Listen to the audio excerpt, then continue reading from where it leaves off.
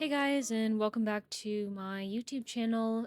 Today I'm going to be doing something a little bit different. I'm going to be doing a voiceover with me coloring and just kind of talking about being your best self in 2025. I feel like the new year is a perfect time to amp up and be better than you were the last year. So we'll get into it and I'll talk a little bit about what I'm specifically doing for myself, and I'll give you guys a guided little template that I've been using from this book called Miracle Morning by Haley Road. Yes. And he's a, I mean, it's an amazing book. I've read so many self improvement books over my lifespan, and this is definitely one of the favorites that I have.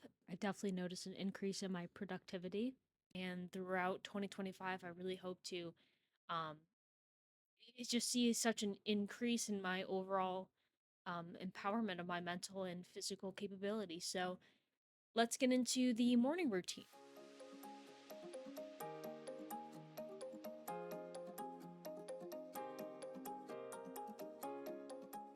So there are 5 steps in my morning routine that I'm currently doing. I know in the book there's also five as well.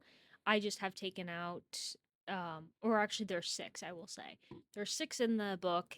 There's just one that I've taken out, and that will be exercise. Just because I do go to the gym later in the day, and it is, I wouldn't say difficult for me to sometimes do exercise just because I do weight train. So I do I'm doing that 5 times a week now, so I've just decided not to do exercise within my morning routine.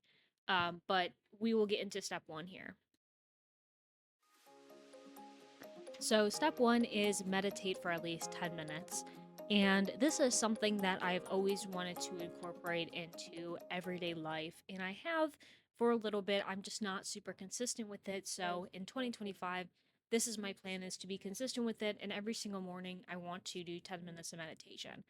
As someone that has been doing this already for a little bit over 2 weeks, I have noticed an overall improvement in my consistency to stay alert, stay awake, listen, be more empowered throughout the day. I have noticed a great increase in that, and I've been really enjoying meditating in the morning. And as someone that has done it before, I know it is a little complicated to. First, when you're starting out, you find yourself thinking too much and you find yourself having thoughts and feelings arise, and I did learn this from a class that I took, and something that really helped me out as a beginner meditator. And I would still consider myself a beginner because these thoughts, they're always going to come. And I don't know if even the most highest of monks would ever be able to have a thought, not never have a thought while they're meditating. So, what I've learned, and someone, well, a teacher that I had taught me, is she just basically said, imagine yourself closing a door on all of these thoughts that are pounding at this door, trying to get into your head, into your headspace.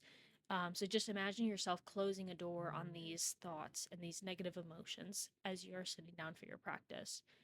And that has truly helped me. And honestly, it's definitely something that I still use today if I find myself overwhelmed with some thoughts or feelings, or even if I'm just thinking about what I'm going to be eating for breakfast in like 20 minutes. I mean, I tell myself, this is 10 minutes dedicated to your time. This is for your health. This is for your benefit. It's only 10 minutes. Just bear with me, basically. And it really helps to remind yourself why you're doing it. It really helps to um, center yourself more and keep yourself focused in on the practice, because we do get bombarded with thoughts of negative and positive emotions all throughout the day. So just remember to yourself while you're meditating or you're attempting to, it's just 10 minutes of your day, and you'll live a more fulfilled day. You'll wake up more positive. You'll go into the day with a better mindset. And in all honesty, it is going to be difficult to start. So what I recommend doing is listening to a YouTube meditation video. They have so many of them on YouTube, and if you simply just type in meditation guide, you will find one. it's usually a woman, and she's speaking to you and she's taking you through her practice, um, with with you as well. It's a little bit easier to follow than just listening to soft noises or just kind of sitting alone with yourself. It is better for a beginner to have that guide, just so you can come back and you can center yourself if need be. All right, and with that, let's get back into step 2 of my morning routine. All right, and step 2 is affirmations and telling myself that I am committed to accomplishing my goals that I have set. So I will say that my goals for the specific year are a little different than they were last year. I find myself in a very different place than I am, who I was last year and even the year before. So um, these goals are really focused around my content creation and my Etsy shop and just trying to improve my financial well being.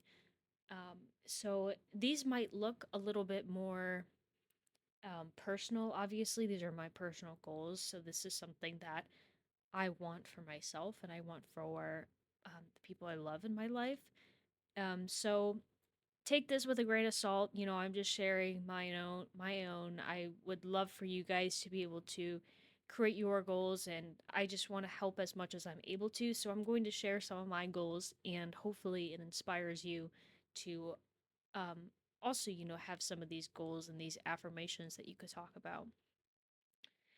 So my first goal that I have for just in general, not for 2025, but something that I'm setting for myself to further accomplish in 2025 and even move myself forward towards it, is to make my Etsy store a full time income. And by this, I mean, not to make a million gazillion dollars in a year. Basically, I'm not trying to set any numbers specifically to a lot of my goals, except, the tinier ones. But um, with this being said, I'm doing this so I can move towards a goal without feeling bad if I don't hit a certain number. Um, because even if I said, let's hit 100,000 this year and I only hit 60,000, I wouldn't want to feel disappointed because 60,000 is a lot better than I'm doing right now. So I want to stay present in the moment and I want to still be proud of myself and my accomplishments. So I'm basically just saying I want to be able to live off of Etsy and if I needed to. Um, and number 2, this is something towards content creation. And this will be that I only take collaborations I believe in and will compensate me for my skills.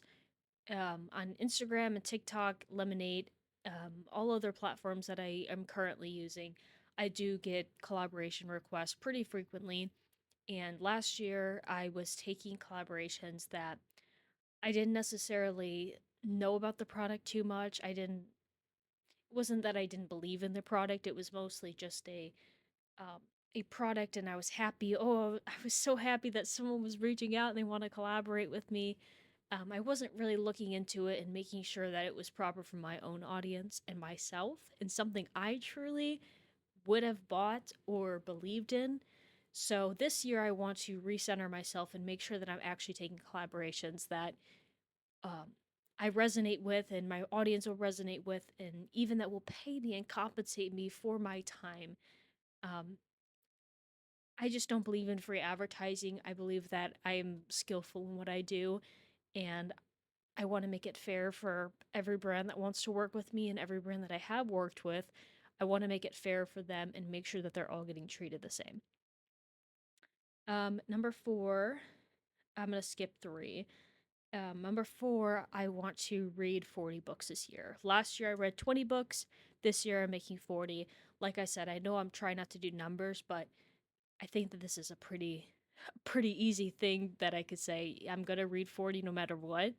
Um, Even if it's, December 20th, I can still pick up and read 5 books. It's not going to be fun, but I can still do it. So 40 books this year. And number 5 is just staying consistent. And by this, I've started taking cold showers, I've started tracking my calories, and I'm just staying more consistent with being at the gym, trying to treat my personal life as much as I try to treat my work and my job. I take a lot of time and energy, and I put a lot of that into my job and trying to make money and finances. And I have been neglecting, in a way, my personal life. And it's sad to say that I it takes a little bit for you to understand, like, hey, this is I'm not being true to myself. I'm not doing my fun things that I used to do. I'm not taking care of myself, like self-care nights. I'm not going out with my friends. I'm not meeting new people, and I really lost myself for a while. And I'm glad that I'm finally getting back into it, and I'm putting myself back out there. I'm enjoying new hobbies, so um definitely stay consistent with my personal life and try to do more personal things for myself. All right, and let's get into number three. Visualize my ideal life and where do I want to be in a year, 3 years, 5 years, or even 20 or 40. So this is something that is another difficult thing, as well as meditating, is visualizing and seeing where you want to be is something that's a little taboo, just because, well, clearly you're not there. So why would you visualize something when you're nowhere near that goal? And this is something that I am still struggling with, even though I've been doing it for 17 days now. I have noticed that helping myself by looking at pictures, like having some kind of mood board, vision board, anything that you can visualize on a piece of paper or on your phone, really, really helps. I mean, to show yourself, this is what we're envisioning, this is what we're looking at. And something that I've done before in the gym when I was super into bodybuilding was right before I would hit a set, I would picture myself hitting that set. So I'd close my eyes, lay down on the bench, lay down on wherever I was going, even on the squat rack, is right before the set, take a deep breath in, take a deep breath out, and I would envision myself standing up with the weight, pushing the weight off my chest, pulling the weight down. I would envision myself hitting that strong, heavy set, and in return, my body would just kind of take over. My mental capacity to be able to understand that my body needed to hit this set, my body would just do it. And that has helped me a lot in my life, is just basically visualizing where you want to be. And it might be funny at first, but I feel like if you visualize so much, you will eventually have no other choice, but your body and your mind will say, we have to get there. Okay, and step number four is read a chapter a day of a self improvement book. Now, this is something that I do enjoy. I love reading, and I'm super happy to read something that is not fantasy and fictional. I find myself wanting to pick up more self improvement books just because I am in this new phase of my life and I want to be able to improve as much as I'm able to. And, this can go back to not wanting to put as much work into my personal life, which I definitely am still reading fantasy and fiction books, don't worry. Um, but I find myself wanting to read more self improvement books because I want to improve myself.